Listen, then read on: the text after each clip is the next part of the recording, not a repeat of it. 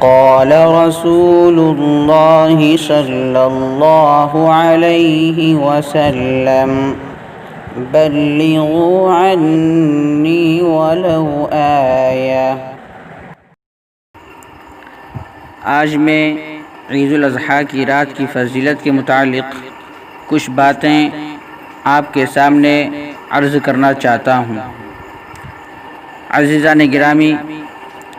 جیسا کہ معلوم ہے کہ ذوالحجہ کا مہینہ برکتوں والا مہینہ ہے، خاص طور پر اس کا پہلا عشرہ یعنی ابتدائی 10 دن، اور اس میں بھی بطور خاص ابتدائی عشرے کی 10 راتیں زیادہ فضیلت و اہمیت کی حامل ہیں، اور اس عشرے کی آخری اور 10ویں رات جو کہ 9 ذوالحجہ کے دن کا سورج غروب ہونے سے لے کر عید الاضحیٰ کے دن کی صبح صادق تک ہوتی ہے، کیونکہ عید الاضحیٰ کی بھی رات ہے، اور کئی روایات میں عیدین کی راتوں کی فضیلت کا تذکرہ موجود ہے، اس لیے اس رات کی بھی عظیم فضیلت ہے۔ چنانچہ حضرت ابو امامہ رضی اللہ عنہ کی سند سے مروی ہے، عن النبی صلی اللہ علیہ وسلم قال من قام لیلتی العیدین محتسبا للہ لم یمت قلبہ یوم تموت القلوب، سنن ابن ماجہ۔ ترجمہ: نبی اکرم صلی اللہ علیہ وسلم نے فرمایا کہ جس شخص نے عیدین یعنی عید الفطر اور عید الاضحیٰ کی راتوں میں اللہ کی رضا اور ثواب کے حصول کی خاطر عبادت کے ساتھ قیام کیا تو اس کا دل اس دن مردہ نہیں ہوگا جس دن لوگوں کے دل مردہ ہو جائیں گے۔ عزیزان گرامی، قیام سے مراد نفلی عبادت ہے،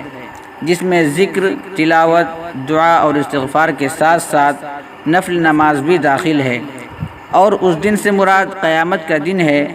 کہ جس کی دہشت سے لوگوں کے دل مردہ ہو جائیں گے۔ اور بھی کئی روایات میں عیدین کی رات کی فضیلت آئی ہے۔ بس اس رات میں اللہ تعالیٰ کی عبادت میں مشغول رہا جائے، ذکر، تلاوت، تسبیح، توبہ و استغفار اور دعا و نفل نماز کا،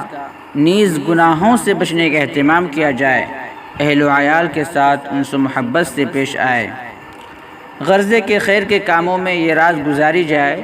اگر زیادہ عبادت کی توفیق اور ہمت نہ ہو سکے تو کم از کم عشاء اور فجر کی نماز اپنے اپنے وقت پر پڑھ لی جائے اور درمیان میں کوئی گناہ نہ کیا جائے۔ مگر افسوس کہ آج عام طور پر لوگوں نے اپنے آپ کو ان سب فضیلتوں سے محروم کیا ہوا ہے، اور نہ صرف محروم بلکہ اس مبارک رات کو طرح طرح کی لغویات، فضولیات، بیہودہ سیر و تفریح، گانے بجانے، بے پردگی اور بد نظری وغیرہ جیسی خرافات میں گزارتے ہیں۔